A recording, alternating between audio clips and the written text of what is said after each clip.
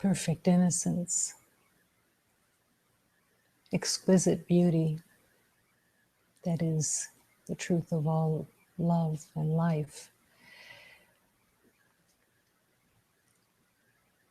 If you accept that you are the light of God, how could any moment be disturbing? How could any moment be a problem? You have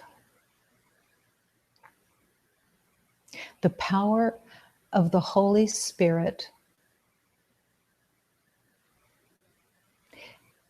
not only supporting you, but with you in complete union.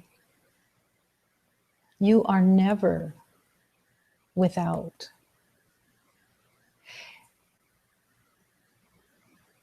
The memory of that truth is what is awakening. As it awakens, you are remembering that you have always been with the divine. Not only that you are with the divine, but that the divine is you. The divine is your heart.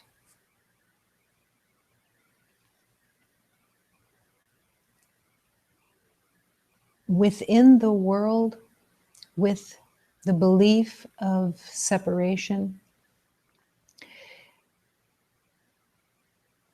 the ego spends every moment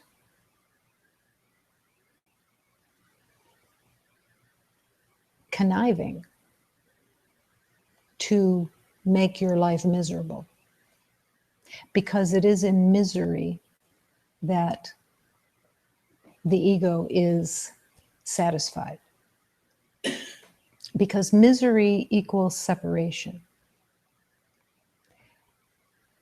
Once joy, once happiness, once trust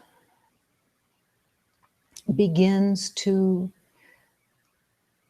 take its rightful position within you, the ego's voice gets less and less.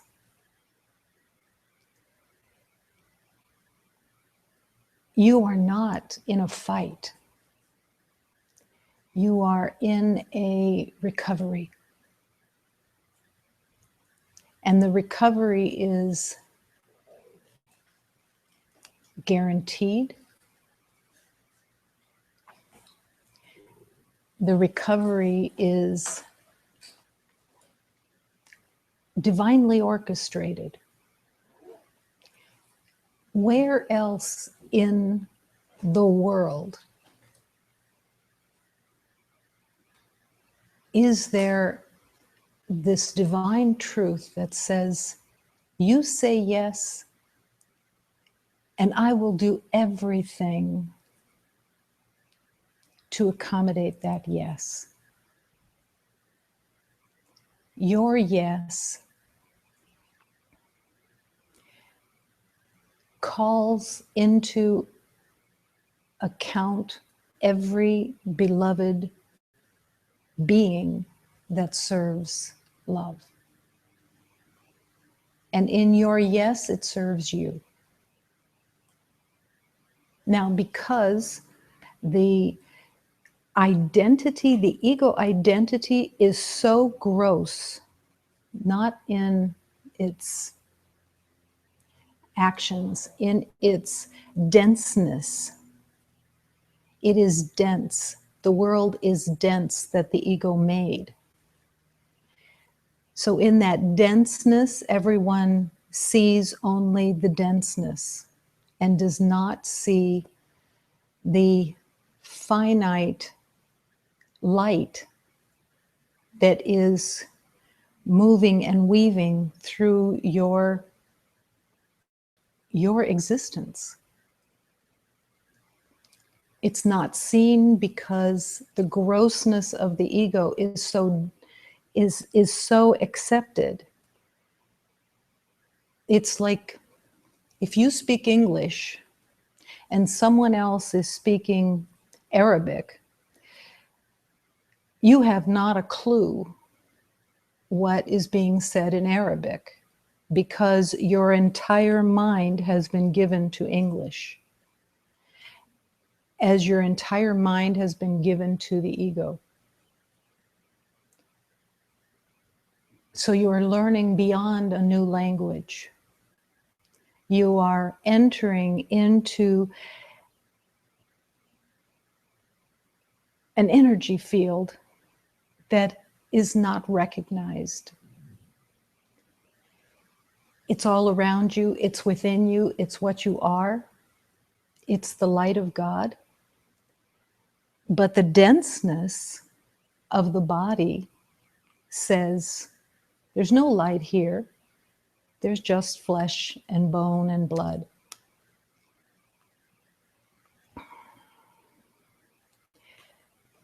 You have the capacity in the truth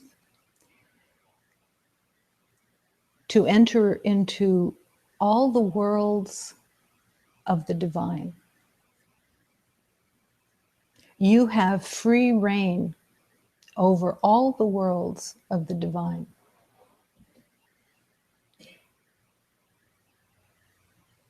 But in the world of the divine, there is no battle.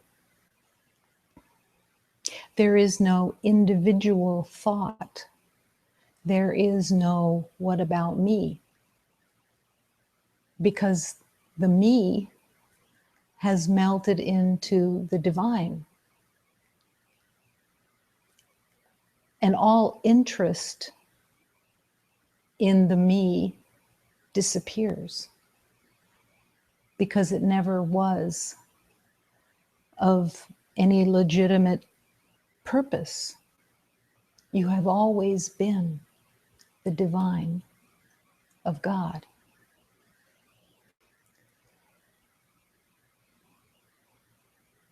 To have forgotten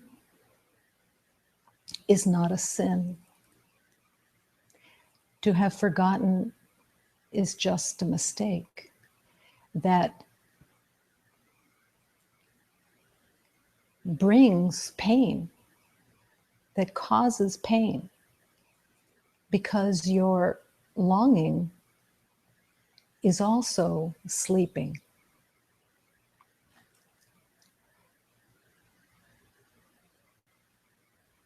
The longing has a purpose. It breaks open your heart. It breaks open your devotion and your trust.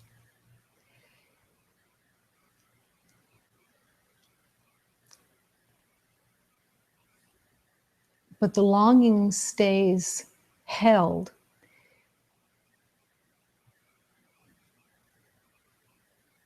as touching into the truth that it is inevitable that you will remember. It isn't a longing for something that will never be.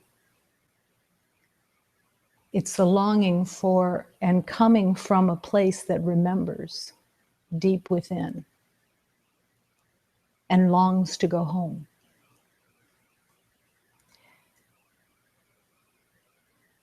It's not to be mistaken with begging,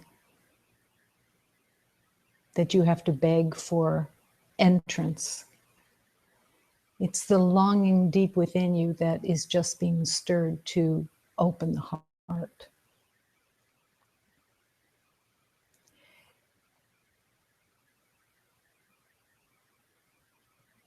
Your purpose of every day, every moment, is what will help me remember. That's all. Just what will help me remember today.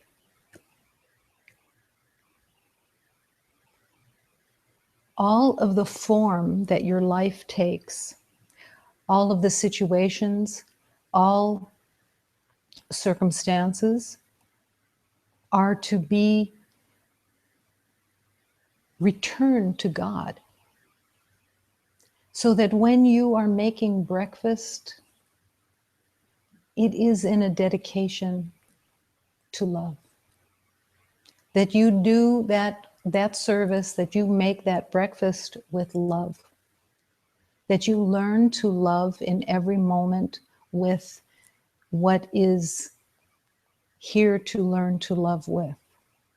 Whether it's making breakfast, taking a shower, getting dressed.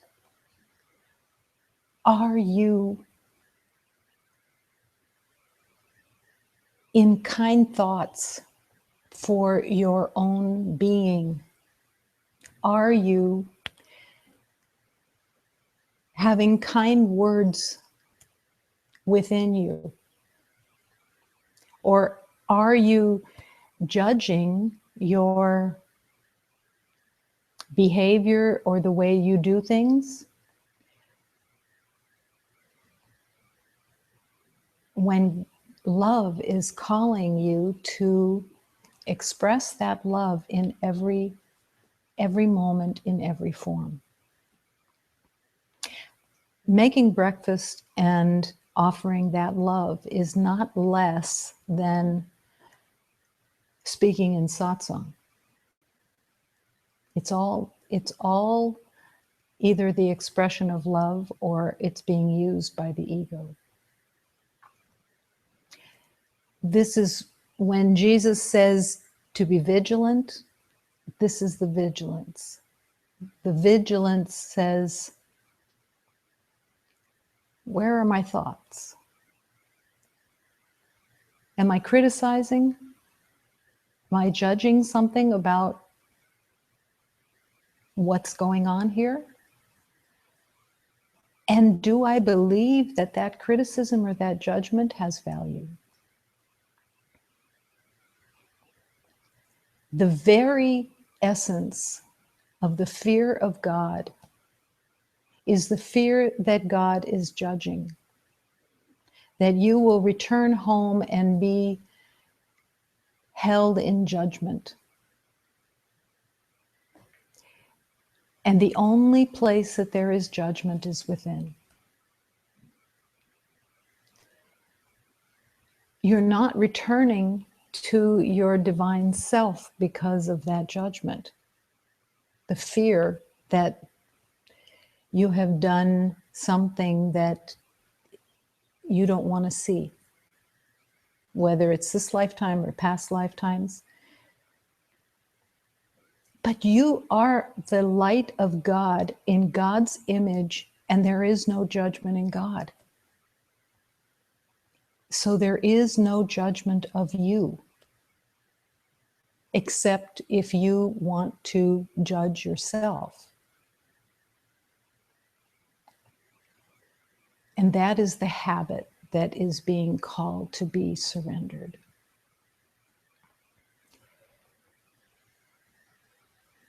To imagine that as you are fixing breakfast, that there is a divine energy that is absolutely holding you in complete love. And are you available for that love? Through your own lack of judgment, through your own intention of kindness and embracing of your own heart. This is not about arrogance. This is not about, aren't I great? This is about the truth of love. And you can feel the difference when you have gentleness and kindness in the center of your being for yourself. It's like manna from heaven. When you let go of the judgment, the criticism, the questioning of your worth, and you turn instead to the kindness, to the gentleness, to the loving embrace. How kind when you fix breakfast, how kind is your self thankfulness for cooking that breakfast for yourself. To give yourself nourishment. Are you in gratitude for that gift to yourself? And do you recognize it as you would that someone else was fixing breakfast for you? You would be grateful. But are you grateful when you're fixing breakfast? It's the same love. It's the same, and it's a necessary relationship of love. How can you offer love, kindness, and gentleness to others if you cannot begin here? And it just begins with thought. It's all thought. Sometimes it feels more like it's a feeling, but it's coming from the mind. There was a moment when I recognized in the journey that the journey itself was my loving gift to myself. And did I acknowledge that I was, for the first time, walking the way of love? That's what the Holy Spirit showed. Be grateful to yourself for your intention and your yes to remembering love.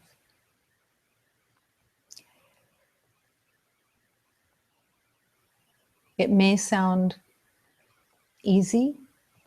You'll notice right away how much judgment there is that comes up that is needing to be let go.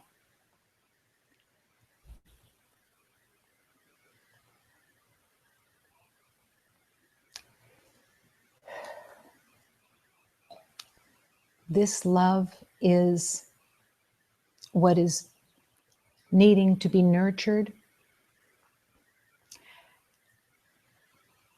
and embraced so deeply that it is almost embarrassing to yourself.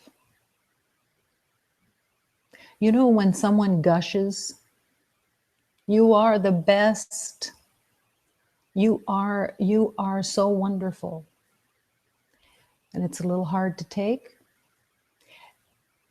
That gushing has to come from within you, for you. Not in a pretend kind of way, but in a deep, sacred way of recognizing that who is standing there cooking that breakfast is the child of God. Completely.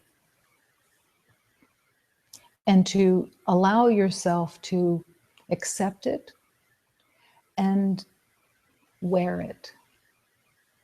You are the child of God. It may not mean that much to you as you're saying it, but as you continue to accept it, it will expand within you. It will expand and it will block out the lies of the ego.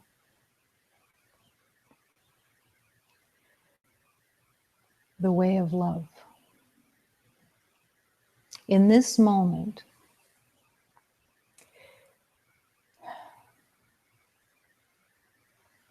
as in every moment, the power of love can transform everything.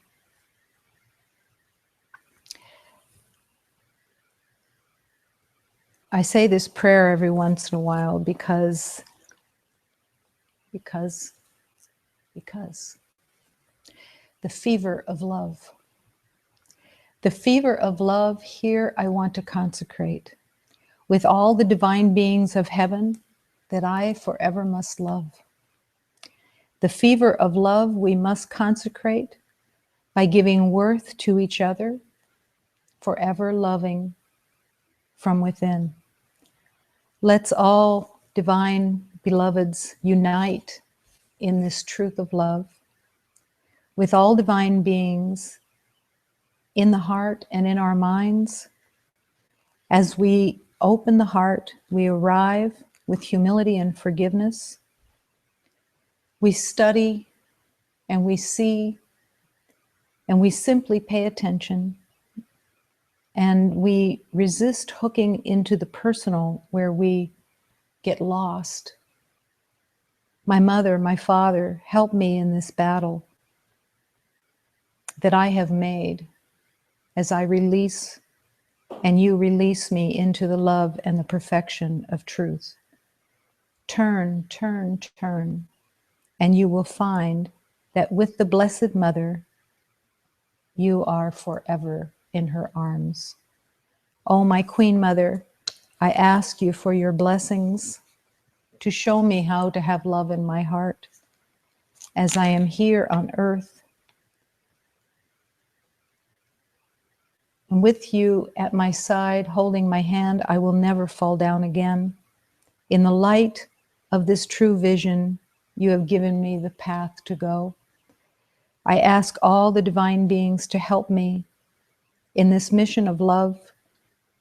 I feel joy, I feel joy. I feel joy in my heart. My Father, I thank you for giving me your hand. You gave me your hand to bring me out of this darkness. My Father, here I give you my life and my heart.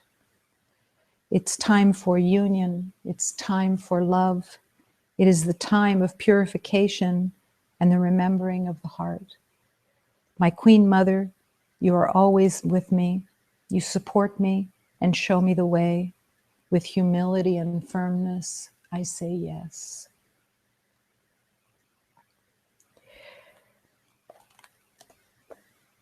I surrender.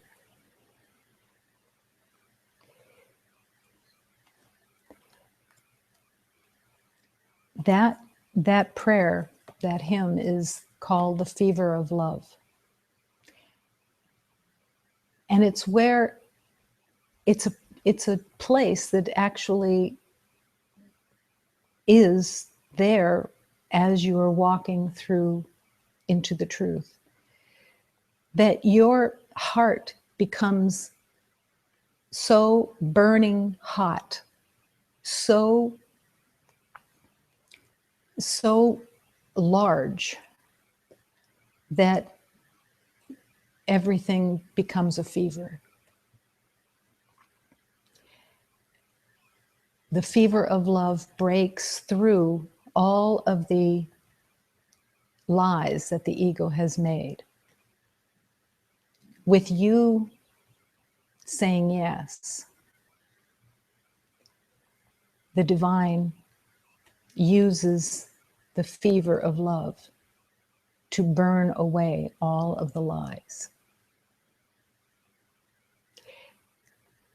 The power of love is beyond comprehension. And thank God, it is.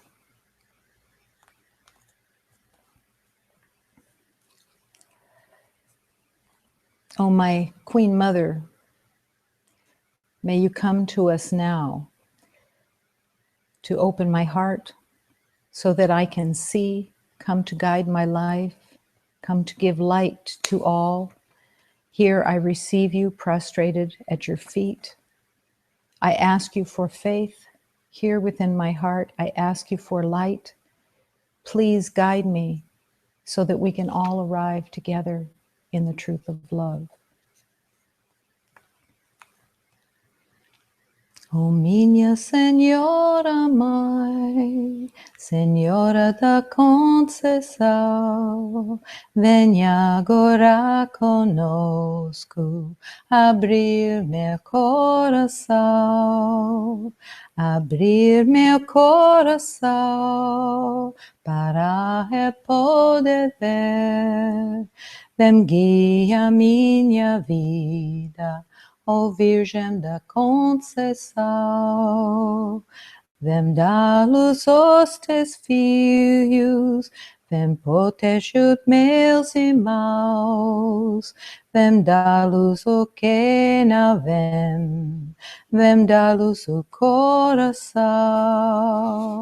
Aqui a te recebo, prostrado aos vossos pés, meu coração te dou, te peço a minha fé, te peço a minha fé, dentro do meu coração, tu peço a minha luz, ó Virgem da Conceição, guia os meus irmãos, para todos juntos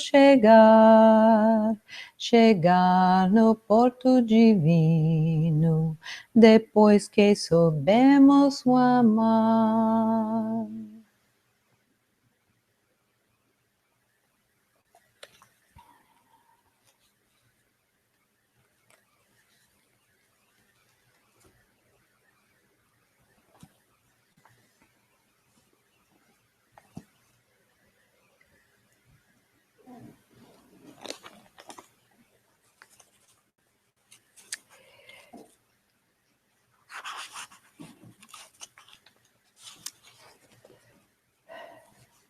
How does it feel to be a heart? Once a young woman said to me, how does it feel to be a man? And I replied, my dear, I am not so sure. Then she said, well, aren't you a man? And this time I responded, I view gender as a beautiful animal that people often take for a walk on a leash and might enter into some odd contest in hopes of winning a strange prize. My dear, a better question for Hafiz would have been, how does it feel to be a heart? For all I know is love, and I now find my heart infinite and everywhere. This is the trade-off. The trade-off is the identity as a man or a woman or as a parent or whatever else you want to put on your identity. You're trading it all in to be the heart that you are. There's nothing else. So how is it possible to live as a heart? It's extremely possible and becomes extremely easy when you realize that you have no other purpose and that your heart is the center of God and has no problems in managing the entire universe as a heart.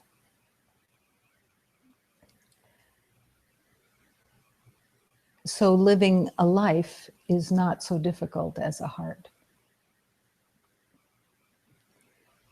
All the identities that have been used are limitations.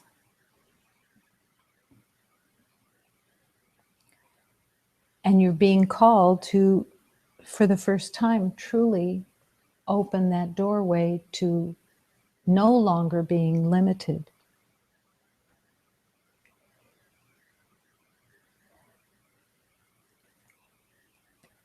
I'm going to read this other poem because it's so much a part of this. Throw away all your begging bowls at God's door, for I have heard the beloved prefers sweet, threatening shouts, something of the order of, hey, beloved, My soul is a raging volcano of love for you. You better start kissing me now.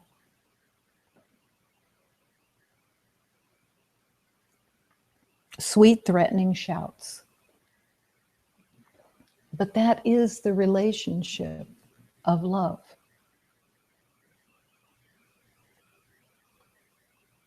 All that has been made in this world.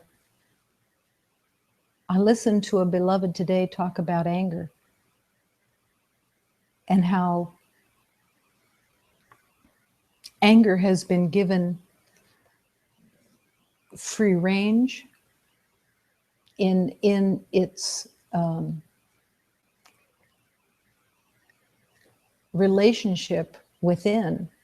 It's as if anger has the dominance to do whatever it wants. It's like the bully that God didn't make. But it's like anger controls whoever it is. Because what I heard today was when there's anger, it just does what it wants. And I said, which I said many years before to another beloved, I said, so when this anger is there, you could, if there was a gun there, you could just pick it up and shoot somebody. Shoot whoever you're angry with. And this beloved said, well, no. I said, well, what stops you from picking up that gun and shooting someone if the anger is in charge? The anger may want to do that. Well, no, that's not part of the equation. But the beauty of it is that it shows how manipulative the ego is in believing that if it's anger, it has free reign and that you don't have any choice over anger. Now, this may be true of other emotions also, but that anger is one that seems to fit. But this beloved saw that there would be another choice to be made than to pick up the gun. And right there, the choice becomes that you have choice. And that it's all a ruse to believe that the anger or the emotion has free reign up to a certain point, but you could stop that anger at any point and deny it. All you'd have to do is think of the gun. Would I shoot somebody? No. Well, then my choice could be sooner. Because if that's off the table, what else is off the table? That means that the mind is making decisions. And that's where the choice is. And choice is all that we have in the belief of separation.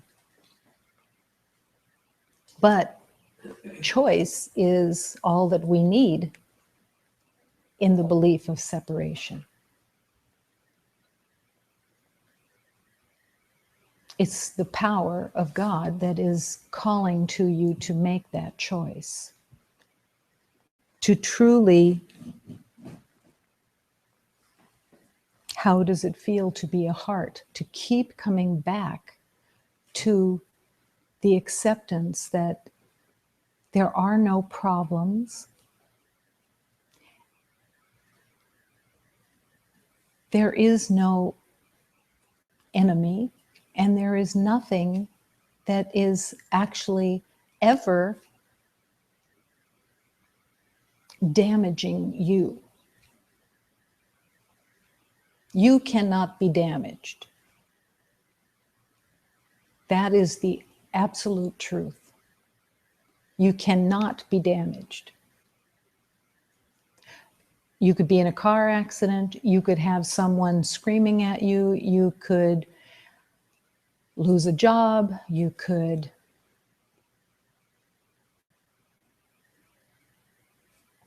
have a friend say, I don't like you anymore, whatever.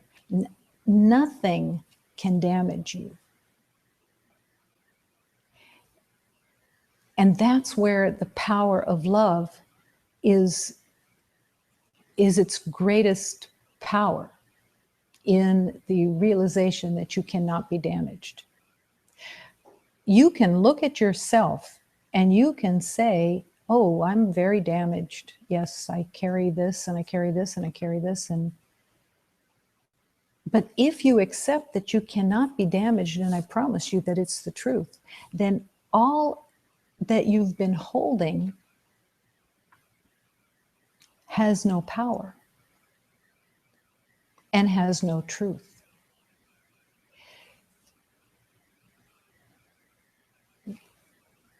The acceptance that you are not damaged is vital,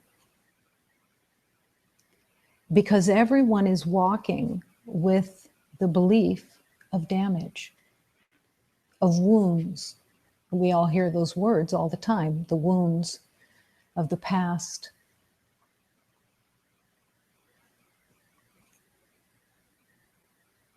But the truth of you is not, it's not your emotions, and it's not the physical.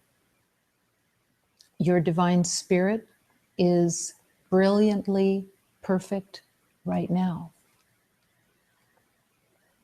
And you are that spirit.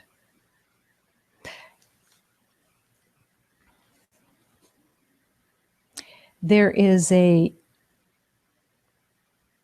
beautiful awareness. The real does not die. The real does not die. So if the real does not die, then the illusion never lived. The truth of you has been completely intact and cannot die. If it cannot die, you cannot be damaged. You can't damage something that cannot die. And the illusion never lived. All of the idea of form is an illusion, and it never has lived. It doesn't continue. Everything that is temporary falls away. The permanent, your divine spirit, does not die. The real does not die. The eternal is timeless beyond birth and death. And the illusion never lived. So when you are connecting to love, that is the permanence. Now, it isn't the permanence of, in relationship, that you have expectations of someone else's emotions. That's not going to be where the permanence is. And if you are looking to get something, it's always going to be a disappointment, because it's not to be gotten from the outside. You already are everything. You have everything. And that's all that is occurring, is your divine spirit is learning the truth of who you are. There is no other. Do you see a difference in bodies and in actions? Is that a place of judgment or belief that there is something to control. That's where the pain is. If you begin, what if you began every day waking up in the morning, besides fixing breakfast with love in your heart, that every day is a day that you acknowledge that you cannot die and that you cannot be damaged, that you are completely the light of God and there is no death. Now, the other element of it is that you look around you, and anyone that you have a connection with, they're not going to die either. It isn't just because you are aware that you won't die, that you won't die. Every beloved that has entered into a body cannot be damaged and cannot die. So the relationships all change because there's nothing to get and there's nothing to damage each other with,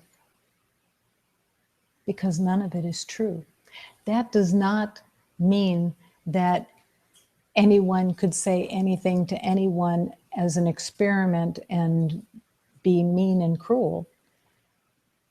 That will be their pain in being mean and cruel. But it will not damage anyone. All the ideas that you've had about yourself or anyone else, none of them are true. Only the love is real.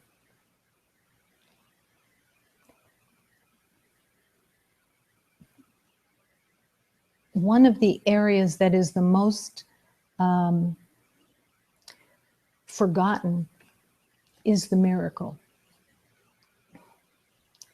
The miracles are thought to be sometime happenings, like big miracles, but miracles are the everyday lifting of the veil. That is a miracle when you see truth. When you ask for truth, you see truth, you come around to truth, that's a miracle. It's the presence of God lifting the veil from your sight. Not so you can see, but so that you can be aware.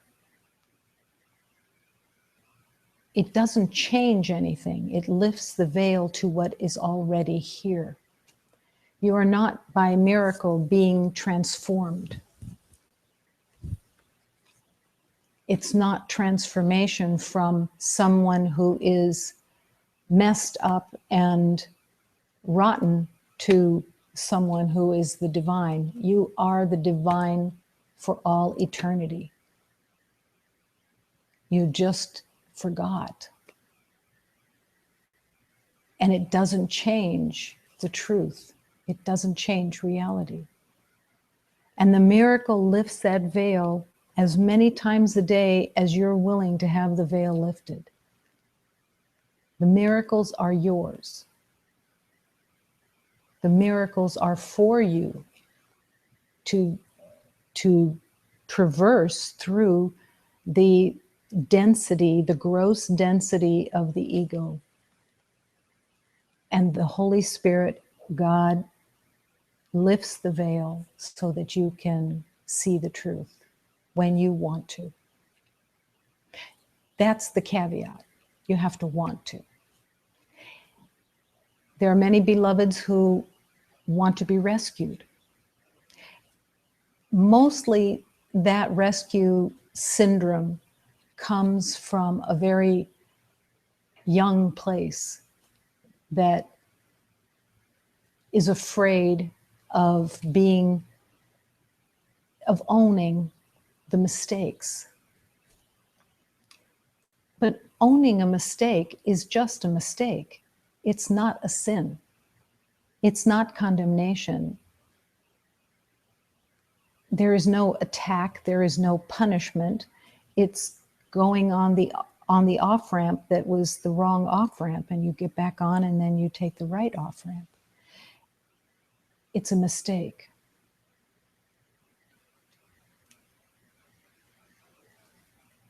There is no rescue. There can't be rescue. The reason that there can't be rescue is because we made the separation. We made the separation, and only we can say, I'm not interested in this separation anymore.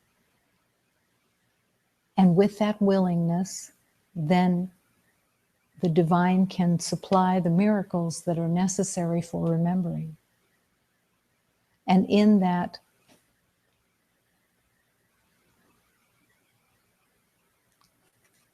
willingness,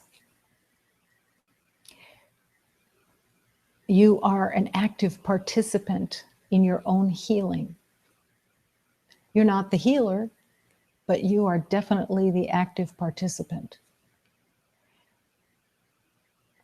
There is an element within the ego that is a very funny element. It's an element that doesn't want to be too holy, that doesn't want to be too spiritual, that wants to keep the spiritual kind of on the QT.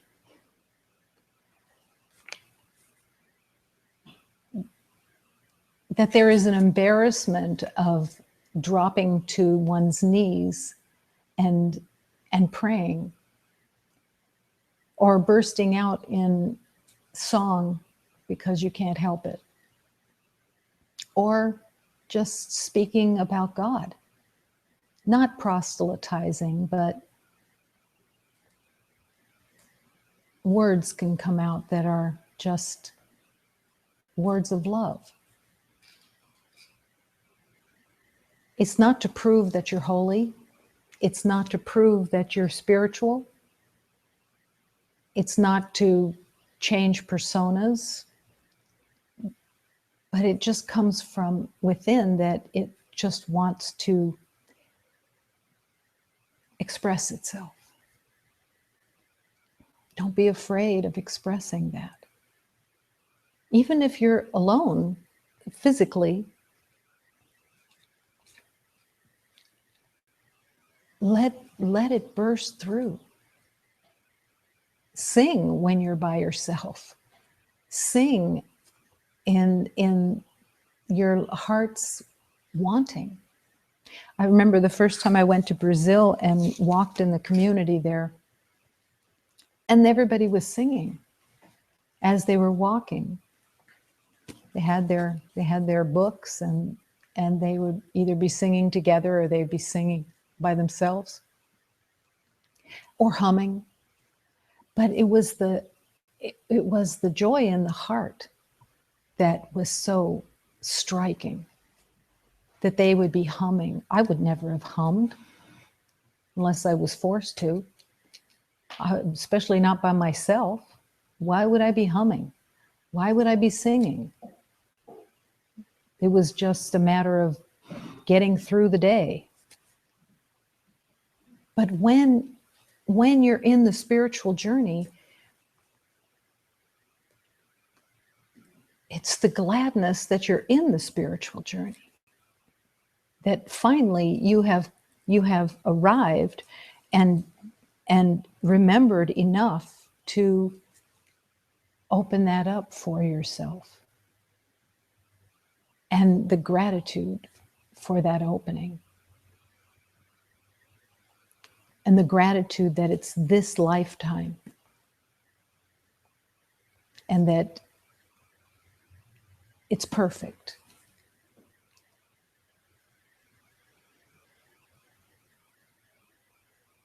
Is it necessary for there to be a rescue? Not at all. Is there any trouble in healing without being rescued? No. And it's absolutely necessary to be able to forgive yourself for the mistakes, which include hatred, hatred of others, hatred of self, resentments, grievances, vengeance, all of it.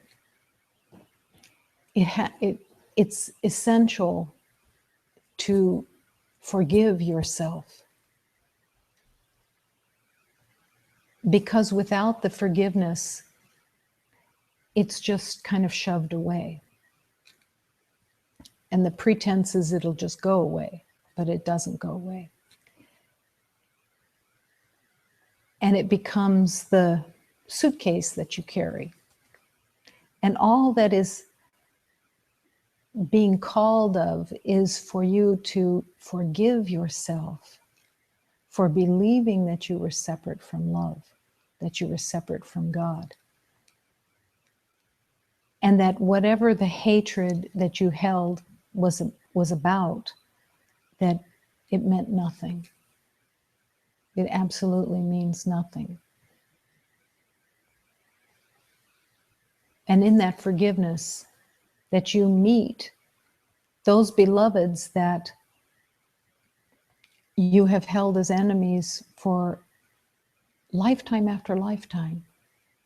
The beloveds who were your enemies in this lifetime have been your enemies from past lifetimes,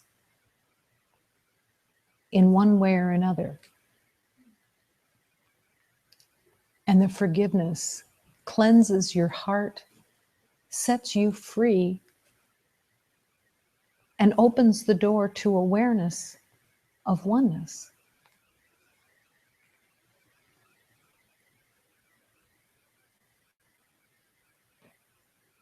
It's always a surprise for almost everybody that there is no forgiveness of others. That within the tradition of the world's idea of forgiveness, it's that we forgive others who have done wrong things to us. But all the forgiveness is on this side. The forgiveness is, I was mistaken. I was not damaged. I was not treated unfairly. I was not damaged.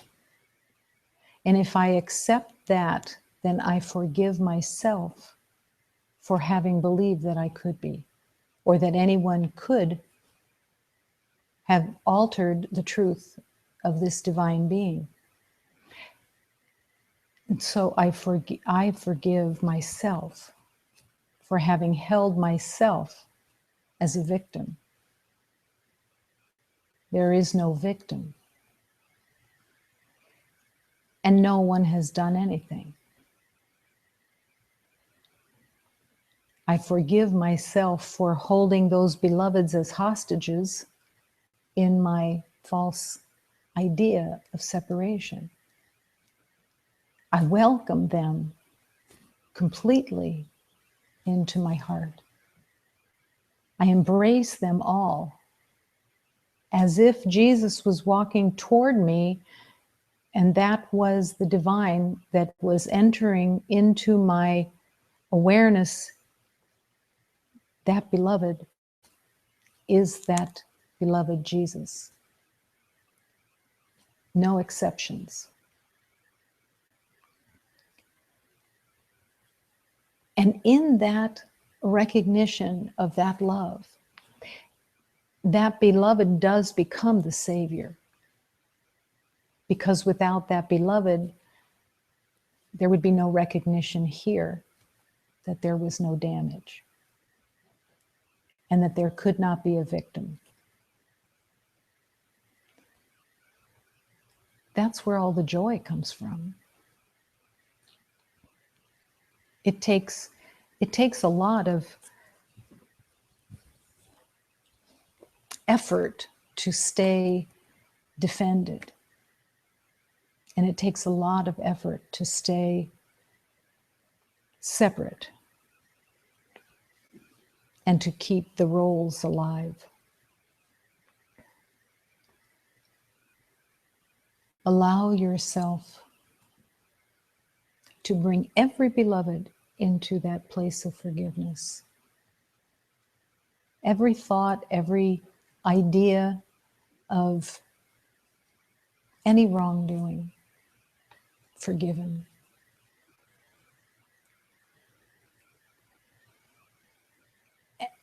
And to come home to the fever of love with every beloved.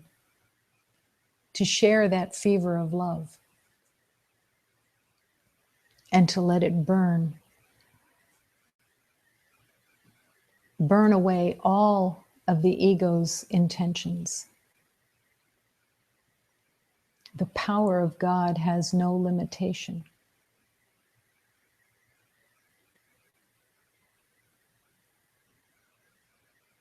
And this lifetime is your lifetime that you will have the answer of how does it feel to be a heart. You will speak to that with infinite truth and awareness.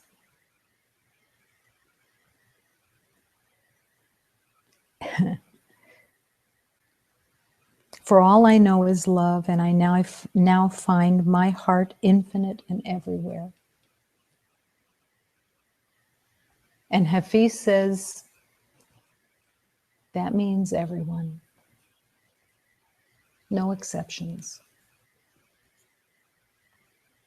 None at all.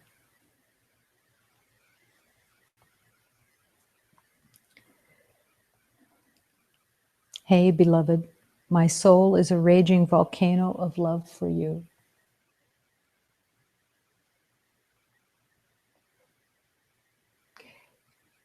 Say it to the divine and say it in your heart to everyone you pass. Hey, beloved, my heart is a volcano, and it's the truth.